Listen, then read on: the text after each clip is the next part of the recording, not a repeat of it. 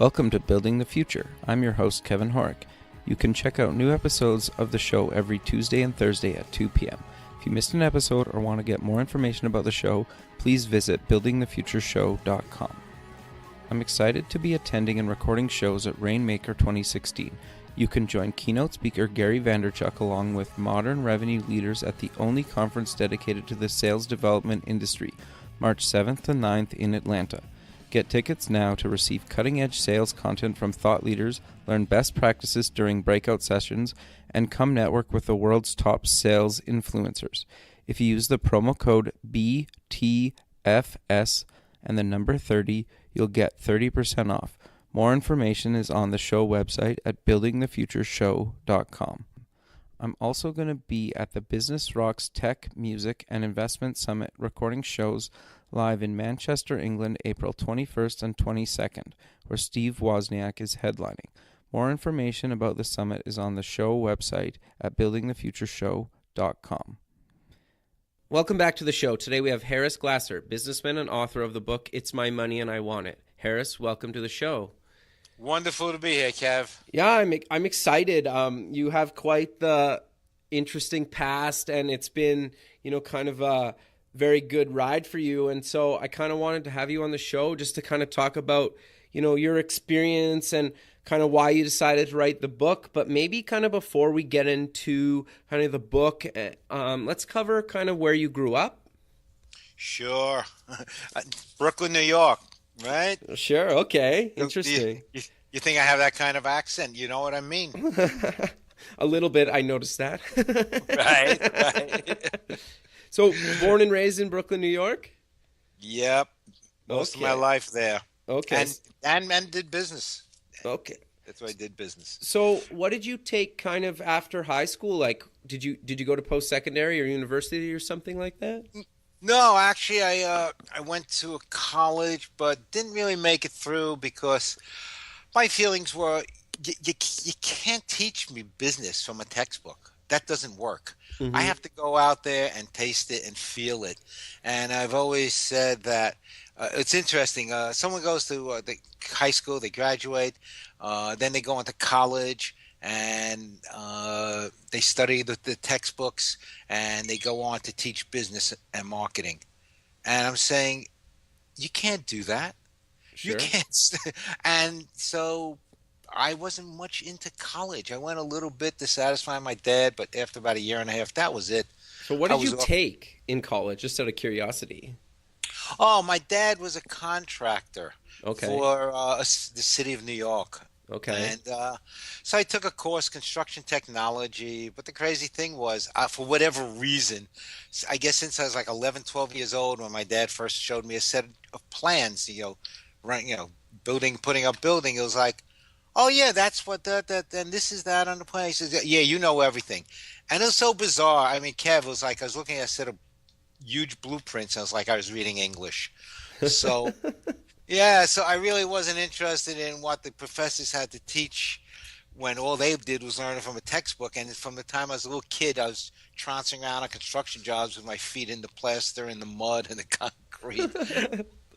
That's awesome. So, okay, so you leave college. Then what did you end up doing? Okay, so I went to work for about a couple of years or so with my dad and his partner. Okay. First of all, every summer I used to work on their jobs. I'd work as a laborer, let's say with the plasterers, and then with the roofers, and then with his concrete men, then with his carpenters. So I got to see hands-on how long it takes to do things and what's involved to do things. Right. Sure. And then eventually I worked as a super for them. That was every summer in high school. And then when I got to college, I went to work from the office, and my dad's partner was a tremendous estimator. And I would be in the office taking off all the plans and specs and putting together numbers and going out into the field and checking the plans and helping put together the numbers. I'll never forget I said to my dad, I'm getting married. Right here I was going to be 20, I was 20 years old. I was getting married. I said, Dad, I'm getting $65 a week, which even back then, Kev, was not much money. If you went 10 times that, what is it? $650 today. Uh, So what year was this roughly? Just out of curiosity. 1964. Okay, okay. Right? 65 bucks. Interesting. You're right. Oh, pizza was 15 cents and a Coke was a dime. So 25 cents, you got a slice and an orange drink or a Coke. Sure. So, so I got married. Yeah. Just out of curiosity, what was rent like in New York in kind of the mid 60s? If you Okay. Okay. We lived in Brooklyn and we okay. paid, I think, $112 a month. Wow, interesting. I'm sorry. My wife, wait. My wife just said, how much did we pay?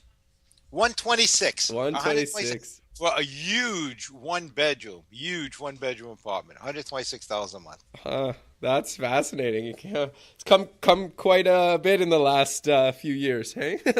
Oh my God. Oh my God. I should have held on to it. Yeah, totally. So I'm kind of curious. So, okay, so you're working for your dad. Kind of how long did you stay with him? And I don't know, a year and a half, 2 years, and I got married. okay, so you Right? got And married. Okay, I come back and had a few dollars from the wedding, and my dad lent me a few dollars, put together $5,000. okay, Right? Which sure, let's say today is like 50, 75,000, 15 times or whatever. Right? sure. Sure, if pizza was 15 cents. Today it's two and change, so it's 15 times. I started bidding little tiny jobs for the city of New York Department of Education. They were called open market orders. Under 2,500, you didn't need a bond. So any government kind of contracting, city, state, or federal, you need a bond. Jobs under 25, you didn't. And I was low bidder. Everything is a sealed bid. You take out the plans and specifications, and you visit the job, and you fill out the bid form. At a certain day and time, you're sitting there, and they open up all the envelopes. And I got my first job, low bidder for $550, something like that. I was like, cool, cool, right? Oh my God. Well, I didn't have any men, so my dad lent me one of their laborers, and in 1 week, in 5 days, I made like $300. I'm like, oh my God, where has this been my whole life? You That's know? awesome. Oh yeah, I'm telling you, it was like unbelievable. And the next job I got was like 1,500 and change, and these were certain kind of jobs that I could do with one man, and just help him a little. And I was doing well, and then I got to the point where I was able to get bonds. Okay. You just, all right, and Just for the listener that doesn't know, what is that exactly? a bond is from an insurance company guaranteeing the city or state or federal agency you're bidding for that your bid is in all good faithfulness. And if you are low bidder, they will put up a performance and payment bond that guarantees even if you die or go broke, the insurance company will complete the job, and the payment bond guarantees that everyone, suppliers, subcontractors, labor will all be paid. Okay. No, that's cool. Okay, so you got this, and then you kept doing jobs for the city? Yeah, my first job I was a little bitter. I was $52,000, and just sometimes whatever you touch in life goes good. Sometimes whatever you touch turns to crap. I Sure. guess I was in a period in my life everything was gold. $52,000 job, did it in 4 weeks and made $20,000, Wow, and that's awesome. I'm like, oh my God, this is incredible. And then so the bonding company trusted me. My next job was 90 some odd thousand. Banged that out in a short time, and that was it. I was off and running. I was 20 by time that time. I was about 21. By the time I was 28, I was packing it in. I had 69 contracts running simultaneously, anywhere from $50,000 to 1.25 million. Wow. 69. It was a monster. So I'd come home, I'd have trouble eating, breathing. My wife said, "What? Pains in my chest." And I said, "What? Am I off my mind? Big house, big car, big swimming pool, big contracts, big deal. Sure. I'm. It's not doing anything for my life. I was never really into money. It's just I showed up in my business every day, and whatever I touched went good." And so I walked in one day to my business. I said, "That's it. I'm closing this place down." Everyone looked at me. "Yeah, right." I said, "Yeah, no, no. I had it. I'm not into any of this stuff." Took 4 years to close it all down, and Okay. lost everything in that interim because closing a big business would run overhead still running. And lost it all. I was like, I don't really care. I just want out. At that time, it was the 70s. So why didn't you sell it? Just out of curiosity. Okay, good question. Somebody wanted to buy it from me. Okay. And I'm a funny guy. There's a word in Eastern I don't call it philosophy or what, called dharma, Dharma, dharma, Yep. which right action, right thought, right deeds. I said I started this business from the ground up. People trusted me. They gave me credit. Suppliers, subcontractors trusted me. I started it. I'm seeing it down to the end. I could Sure. have sold it, and it's just not my thing. I said, I'm going to make sure that I, as far as concerned, the right thing is done for all these people, because contractors have a funny rep, and I knew them long enough. Yeah, no, not good. So I wasn't going to turn it over to someone, and it wasn't matter. This was my baby. No, I wanted to see the right thing done. Well, it cost me everything, but I really didn't care. I wanted out. And I'll never forget, there was a line in this song by Bob Dylan at the time. I know, right? You know the name? Yeah, yeah, Dylan? yeah. Okay, the line went, all right, I've had enough. What else can you show me? So, okay, so you closed this down. Then what did you get up to? Okay, so after hanging out a little bit, I said to my wife, okay, we have to make a living because we really don't have much. Sure. And she was reading articles back then. Everything was earthy about these two girls who started a home sprout business, growing sprouts in the house and selling them. Okay. So I said, okay, whatever. I didn't want big business. I didn't want that anymore. So we grew some sprouts. At that time, we moved out of New York City and went upstate. Okay. Right? And we grew some, and we traveled down to the city, and we sold 6 little boxes of sprouts, right? And we came back. It was a 2-hour trip each way. Sure. It was a big health food chain that I knew. Put 6 little bags into this. So I came back a week later. Right, we got paid $3, 50 cents a thing, and they were all rotted. Right, I go, okay, this is not a happening thing. Time to kick in business. Okay. Right. Sure. I grew a tremendous amount, right? And I'll back into how it happened. And within 2 weeks, we're shipping a half a ton. Now, I don't know if you're familiar with alfalfa sprouts. Yeah, yeah. They're kind of light, right? Sure. No weight. We're shipping a half a ton a week down to every major health food store and restaurant and salad bar in the 5 boroughs. Oh, wow. Yes. And Where how did you I have the it was- space for all this stuff? Okay, I had rented. It was a fellow who had a man had a dairy business upstate New York, because he used to supply all the hotels up there. Okay. So he had a building he wasn't using that he kept in it. He parked indoors all his refrigerated trucks that he Okay. wasn't using. That wasn't the fleet in use. So I rented that building from him. We hooked up one of the refrigerated trucks, and that was our walk-in refrige. Huh. Right? Interesting. Then I created a system. I won't go into the details of the system, that every 4 days we could produce a quarter of a ton of sprouts. So every 8 days was a half a ton, Oh, wow. right? And how we got this business was a little business sense. I walked into every single place and I said, hey, sprouts. And they naturally, hey, I've been buying sprouts from my distributor for years. Why buy yours? I said, look, I'm not going to tell you they're better. They're all good. But here's the bottom line. I'm not going to charge you. They said, what do you mean? I said, take them. I'll come back in a week. If you happen to sell them, you'll pay me. If not, you don't pay me. Nothing. Now, that's a setup. Interesting. Okay. Because I know when I come back the following week and I ask him if they sold, the owner's going to say, oh, yeah, absolutely, sold right out. Why?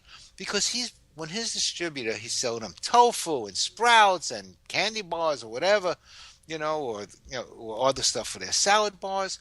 They've been selling it for years. So when I ask him the question, did they sell? It's a loaded question. Of course he sold. But when his distributor come along, he would take all his other products, except the sprouts, you see, because he got mine for nothing. You're right? He wouldn't Sure. have to pay me unless they sold. And I knew, of course, they sold. Within 2 weeks, we're shipping a half a ton a week. Wow. Yeah, that was great. And then eventually I sold that. It was too cold upstate in the winter. We sold that, and we went down to Miami. Okay. Interesting. Why Miami? Just out of curiosity.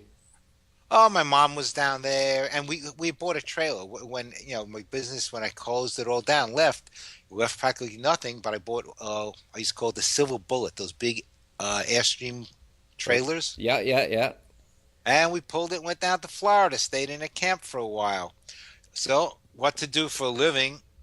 Uh, Rented some space, and again started Sprouts down there. But this time, I was doing it approaching the. There's a big chain, Green something, I don't remember the name, of a supermarket, huge chain throughout the South. Well, it's with a P. I don't Okay. remember.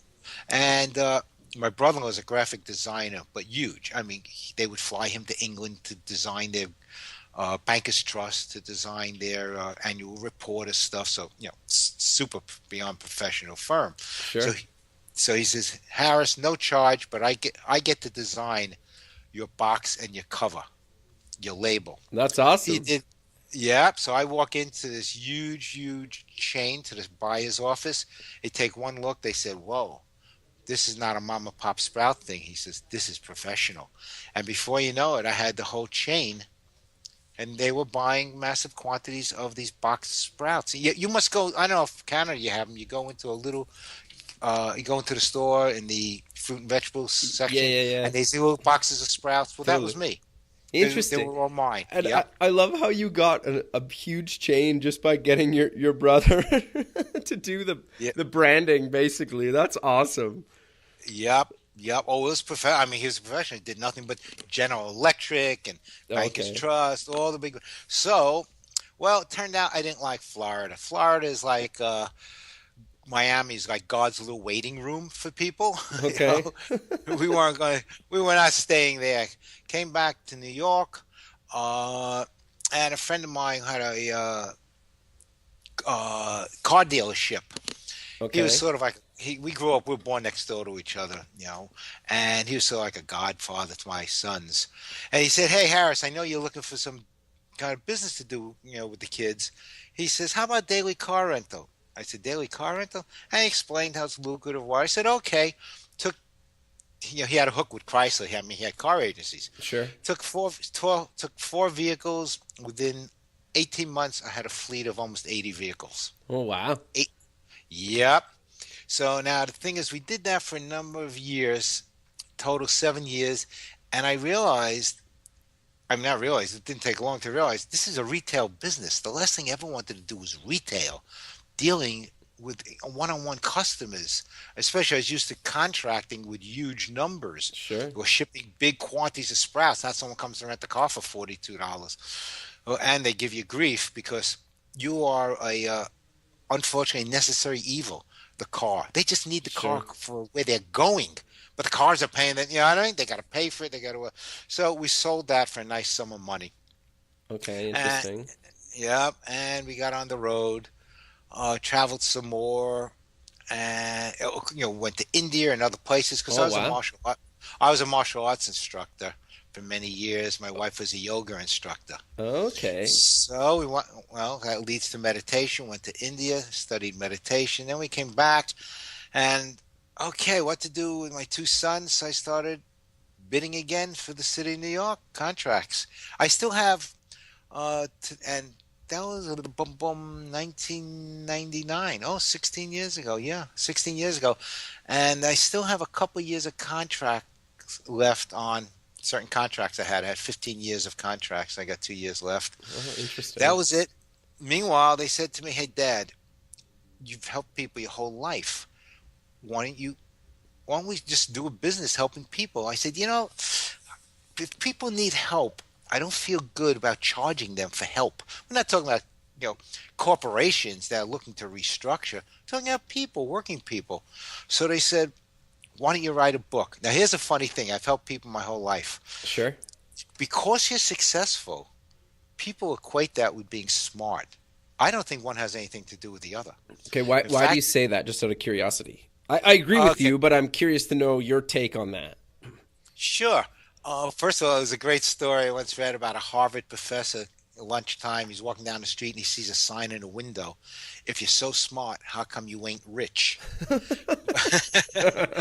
So he, by the time he got back to class, he told them about this and that he contemplated it. And he said he realized one has nothing to do with another. And how I can back that up is I have many friends of mine who stayed in business. In fact, there's a close relative, and they're all very well off, retired. Oh my God, Kevin, when I say not smart, oh, God bless them. I mean, in so many ways, just stupid. But they were hungry. They had the eye of the tiger for money, and Sure. they didn't care.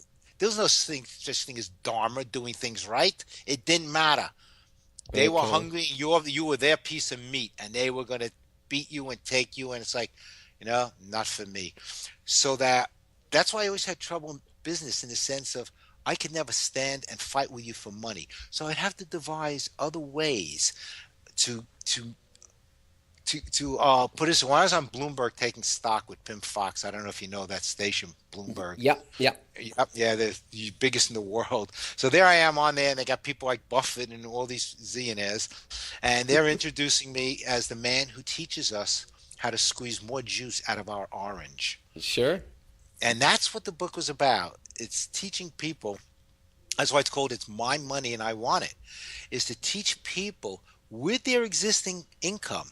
And every business, everyone in the world is looking to take as much as you out of your hide as possible. It's to teach people how they can squeeze more juice out of their orange, being they in business or an employer working for someone or fixed income or just getting out of school.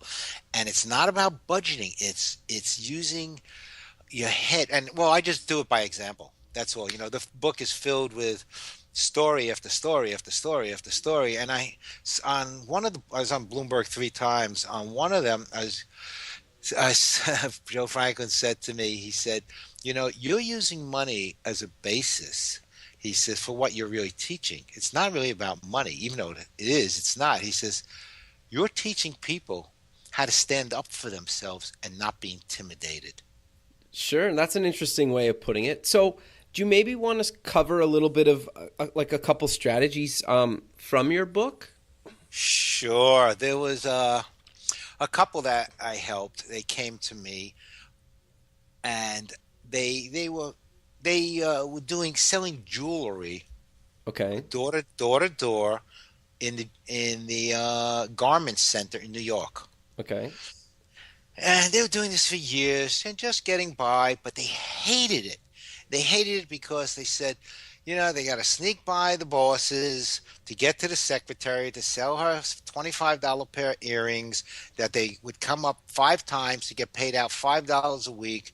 I was always just sneaking around to collect a $5 bill, and this is what they did all day long. I said, guys, girls, to him and his wife, wait a second. Are you telling me that you're sneaking past the guy who makes $500,000 a year to get to the secretary making $25,000 a year?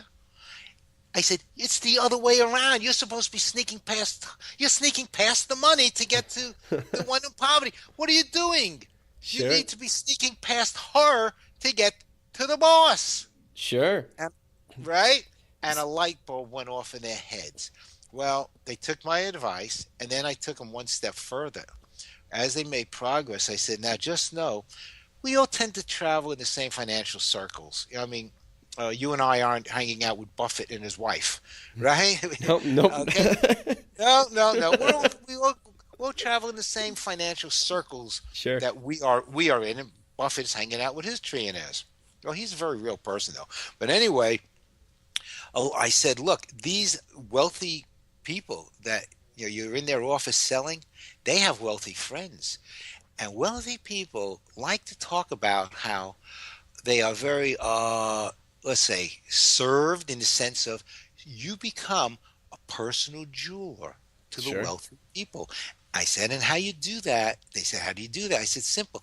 You ask if one of these people you have a relationship up in the garment center selling them expensive pieces for their wives or husbands, right? Ask them if they could host a party, a very special party, okay? Just for them and a few close friends. and you're going to bring some beautiful pieces to display. Well, needless to say, they're very well off. They don't work that often, just at holiday times and when they get called for, special things, people's anniversaries or birthdays. They're like semi-retired and have a lot of money. So the lesson there is, I once heard someone say, change the prescription of your glasses. In other words, they were looking at their business wrong. They had a great business. They just weren't seeing it from the right perspective.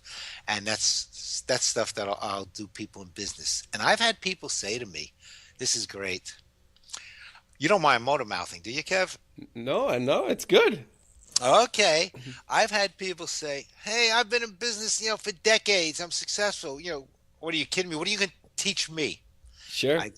Right? Sure. Person's successful, business 20 years. So I said, well, I'll tell you a little story. I was on one of my government contracts, rehabbing the building, and I'm walking around with the government engineer, a young Italian fella. Okay. Nice guy. And we pass one of my lead carpenter, as we're going through the building, and he's installing a steel door frame. And he's an elderly Italian man, and this is great. Looking at the two of them, the way they converse with their hand motions and everything. And the young engineer said to him, "Hey Joe, you're not anchoring that door frame right. Not that it would fall down. It just wasn't exactly as per, the government spec." Okay. And the old Italian carpenter might says, "Hey, younger fella, what are you telling me? Joe has been doing it like this for 40 years." I just stood back and just watched their dialogue and their hand, the whole cultural thing between them. Sure. And the young Italian engineer said, Joe says, "What, you tell me I've been doing it like this for 40 years? And the young Italian engineer said, "Well, Joe, then for 40 years you've been doing it wrong." That's awesome. Right. So when I get business people telling me, "Hey, Harris, you're going to teach me something?" Yeah, something? Maybe you could have made twice as much money with half the effort. Sure. So, right? Just because we're successful, or things have turned out right, doesn't necessarily mean, there cannot be a huge improvement. And my own story on that, I mentioned just before, I have 2 years left on 15-year contracts. Right. There was some work out to bid in all the schools. New York City is the biggest land property owner in New York. They have 1,500 buildings, schools. Okay. Well, it was a job for replacing toilet petitions. Okay. And my son says, just teaching bidding. They said, "Hey, Dad, this looks like simple work." So I said, no, factories bid that. The factories, manufacturers bid that direct. And so I toilet petitions. And they started to argue, "Hey, but this is easy." I said, we're going to get a price from manufacturers when they're going to do it. And then I remembered the story of, hey, for 40 years you've been doing it wrong. Maybe things have changed. I had been away from the business a long time, right? Sure. I had a car rental business, 2 Sprout business, moved around. So we bid, and it turned out, because there was removals involved of the old, etc., they didn't bid. We got it, and led to 15 years in contracts and millions of dollars in work. So there's a true life lesson on, just because you're doing it a certain way, right? Sure. That changes. And also a lesson in, for so many business people, their children, they come into the business a lot of times, and the youngsters may be saying, "Hey, Mom or Dad, this or that," and they go, whoa, we've been running this business, but you know something? Those youngsters have a fresh set of eyes. They are seeing it without blinders. They are virgin eyes, and they may be seeing a whole lot of stuff you're not seeing because you've been locked in for too long doing it a certain way. Sure. No, I think that's really good advice, and I think people kind of forget about that, right? I've had just obviously in my career I've kind of had to deal with clients over the years, and I've seen that a number of times where the son of the owner comes in and makes a bunch of big changes because they understand, say, technology or something more than their father, and so they want to use technology to make things cheaper or faster, and so I think that's really good advice. Yeah, it's we should invite them in, not like, "Oh, son, don't tell me, let me tell you." No, I think that's really good advice. I'm kind of curious about maybe, do you want to maybe give a strategy for kind of debt? I know a lot of people have student loans or whatnot, especially when they're trying to get a business off the ground, especially coming out of school. Do you want to maybe give any advice on that? Sure, absolutely. It's a great, great subject, especially in today's economic times, at Sure. least in this country. People not only have debt, but debt collectors coming after them for the money, Totally. right? So I was on a show once. The host gave me a heads up that there's a woman who calls in who's on antidepressants because she had lost a job. She had over a dozen, I think it was 13 debt collectors, collection companies calling her. Do you have that in Canada? Yeah, we Collection have companies call? they'll send you. Yeah, they have something similar to that. Yep. Yeah, sending letters and calling. Yep. And she said the woman was basically suicidal. She was on. She didn't know what to do. They deal with it. I said, okay, good for the heads up. Well, sure enough, she calls in, and I explained. I bet you don't answer the phone when you see where the call is coming from. Oh, no, no, no, no, I do not. All the calls, I will not pick up the phone. I said, okay. Now, that person calling from the collection company, I don't like to call them an agency. Agency almost sounds like they're a government thing. Sure. It's a company. It's not an agency. We can, yeah, maybe technically it is, but it's just like business. I said, do you think that person calling is the sheriff or a government official or someone from the mayor's office and they're coming down to arrest you? No. In fact is, at least in this country, I assume Canada also, unless you committed fraud, there's no debtor's prison. You don't go Yeah. to jail to owe money. Is that right? No, that's true. Yeah. I mean, it's not fun to owe money, Nope. but you know something? It's not against the law, not unless you stole and committed fraud. So I said, "Did you steal one?" He says, "No, no, no. I lost my job." I said, "Okay." So now I understand that that person who's calling you is just actually someone's like an actor or a model. Someone. It's usually people who need part-time jobs because they have to go out on their castings or their auditions and stuff. So they take those kind of jobs. And someone started a business, ABC collection company, and they wrote up a script. And that person on the end of their phone, they're just reading the script. Sure. They couldn't really care when they hang up the phone outside of they're working on a percentage. Right. But otherwise, they hang up the phone. Next phone call, it's like robocalls. Next phone call. And their deal is to intimidate you, to get you crazy, to get you emotionally. You know you're supposed to pay. You have a debt. You have an obligation. They go, oh, she says, I know, I can't talk to them. I said, well, here's what I want you to do. I want you to pick up the phone. And there's a gasp. I said, no, no, no, no, no. Listen. You pick up the phone. Okay? Otherwise, they're going to call you umpteen times. Sure. And you talk to them, but not talk. You let them talk.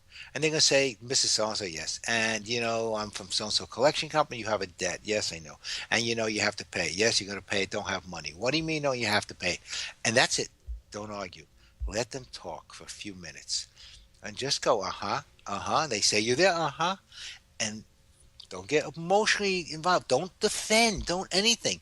Just say, yeah, no, I'm listening to everything you're saying. I'm not arguing it. And then after a few minutes, what I want you to do is say this. You say, look, you sound like a very, very nice person. And I know you're doing your job, right? And it would really be rude of me to hang the phone up on you. I would never do that. It'd be terrible. But I'm very busy myself. So what I'm going to do is, and I'm telling her, breathe while you're talking this. It may be hard, but please, in my book is actual scripts that I give people. Okay. Okay? And I said, and you're going to say to them, I'm very busy too. I don't want to hang up on you. That would be terrible. So what I'm going to do is put the phone on speakerphone, and I'll be doing my chores, the dishes or vacuuming, whatever. And you keep talking. You're a nice person. You have a nice voice. And anytime you want me, call out. I'll yell back, yes, I'm here. I'm still listening. And if you get tired talking, don't worry about it. Hang up and call me back tomorrow. I'll put you back on the speakerphone. You keep talking. I'll keep listening and doing my chores. That's awesome. Yes. I did this once for a fella. It was a relative. That's why I did it for him. Okay. He also had over a dozen of them. I made like I was the first one. I made, excuse me, I made like I was him. Right. I said to him, I'm going to do the first one, you do the rest. Well, the collection person, the other end of the phone, when I did that, said, I don't have time to deal with someone like you. I have other people to call. Slam. And he did all the rest. They never called him back again. And then I went on to show how you negotiate your debt down. Okay. This whole chapter on that. Do you want to maybe give a couple little tips on kind of that? Sure, why not? Okay. Well, look, we don't want to do it, Kevin, like we do in Brooklyn. In Okay. Brooklyn, what we do is we sit down with the other person we owe money, and the first thing we say is to the other person, now, Mr. Person, when we leave this room, the question is, do you want to be walking or you want to be limping? That's how you do it in Brooklyn. You ask them very simply, just tell me which knee you want to keep. That's funny. So, but we can't do things that way. Sure. So, uh, yeah, it's very simple. You have to figure out if you have any money to work with at all for all your creditors. I Okay. mean, if you don't have any, you don't have any. Sure. I mean, that's it. But if you do, or let's say, I don't know, make up a number. Yeah, you have it $2,000 that you could spare or borrow. Keep in mind, you'll have to pay that back if you borrow, your brother, your uncle, your father, whatever. Sure. And you owe $10,000. Okay. Right? Well, $2,000 is 20% of 10,000. Hmm. Right? Therefore, you make a list of every creditor, everyone you owe money, their names and the amounts, their phone numbers, right? Hmm. And you figure out what 20% is of each one of them, right? Okay. This one you owe 500, so 20% is $100. This one you owe 1,000, 20% is $200. Now, by the way, collection companies will never negotiate because they only get, let's say, 20% on the dollar of what they collect. Right. You follow? So if you Yeah. owe $1,000, they're not going to settle, for $200 and get $40 out of it. So that's why you have to get it out of the collection company's hands, and that's how I told you run them out of town. And just know this: if you have a debt that is more than you have to call in your state. I don't know about Canada, but in your state, in New York, in this USA, you call the secretary. Your attorney general or the secretary treasurer, either one of them, we're all very friendly. It's one of those two, and they'll tell you the statute of limitations on a debt. Okay. If it's exceeded that, and you get a call from a collection company, you tell them this debt is X amount of time, months old or year or whatever it is. It's past the statute of limitations. If you continue to call me, I will notify the Attorney General's office and file a complaint against you. They'll say, look, just give us $10. We're fine. No, the minute you send them one penny, the statute of limitations starts over again. Okay. Interesting. Good point. Okay. Sure. And a lot of times they are past the statute of limitations. Well, anyway, so now you figured out what 20% is, let's say. I'm using that as an arbitrary number. You have Sure. 2,000. You figured out what is. And the collection company only gets a certain amount of time for the debt. When they get it from you owe a medical bill or whatever it is, and they get it from their client, they don't have it indefinitely. They have 3 months or 6 months or 4 months, whatever it is, to handle. And then it goes back to the original person. Now those original people saw that the collection company failed. They have Interesting. nothing. They will settle. But you don't offer them that 20%. You offer them way less because everyone wants to feel they're going to get more out of you than you're offering. So Sure. you start off low and you let them come up. And when you agree to something, right, you want it in writing from them that they will accept X amount of dollars in full payment of the entire debt, and they will notify the credit reporting agencies, TransUnion, Equifax, and Experian, Right. that this has been settled in full. You want a copy of that letter because not half the time, a lot of times they don't notify them. So you have a copy of it that has been paid in full, right? You have to Sure. cancel the check, go something, and then you send it to the credit reporting agency, and that's how you clear up your credit while paying off your debts. No, interesting. That's really good advice, and it's interesting. Just I guess kind of what resonated with me about the debt thing is I know like a lot of people, especially in America, have a lot of like student debt and whatnot, and I'm sure other kind of credit card debt, and it's the same in Canada, and actually right now in the province I live in, we're kind of going through a bit of a recession here. Like we're a big oil province, and so with the oil being kind of terrible right now. Even the Canadian dollar is almost not half, but it's coming down quite a bit. Where it used to be kind of on par with the American dollar, and so our dollar is doing kind of terrible right now. But so that's always kind of interesting to me because there's a lot of people locally and kind of across North America and the world that are struggling with this stuff. So kind of any advice, I'm sure people appreciate that. But yeah, Harris, this has been awesome, and we're kind of running out of time. But I'm kind of curious if there's any other kind of stories you want to quickly share with the listener, or we'll kind of end this with kind of covering where people can buy your book and find you online. Yeah, the best thing is it's because we can go on endlessly with stories. Where they find me online is it's naturally it's harrishelps.org. Okay. Harris Help. HARRIS helps.org.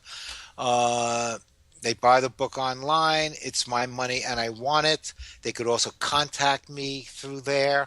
And the book is filled with scripts and stories and things to say, how to buy a business, how to go in business. Do you buy a business? Do you go into partnership with someone? Do you start from scratch? Endless, there's an entire chapter dedicated to business and business people going to business. Then there's an entire chapter on dealing with IRS, a chapter for householders, squeezing more juice out of your orange, how to hold on to more of your hard-earned money, having more, working less, and easier without having to earn more.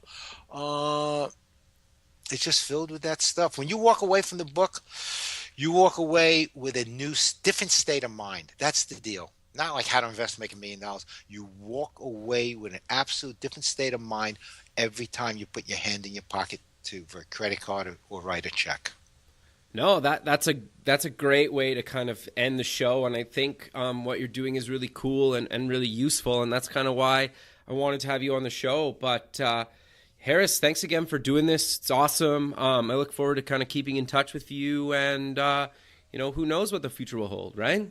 Yep, absolutely. Great time, great show. Perfect. And I'll post the links and whatnot to what you just mentioned on the buildingthefutureshow.com, and people can kind of go there and check you out online and get a copy of the book. Thanks again. We'll talk soon. Have a good day. All right, man. You too. Hey, later. Be well, babe. Take care. Yeah, bye. Bye. Thanks for listening to the show. The music for the show is done by Electric Mantra. You can check them out at electricmantra.com. Until next time, keep building the future.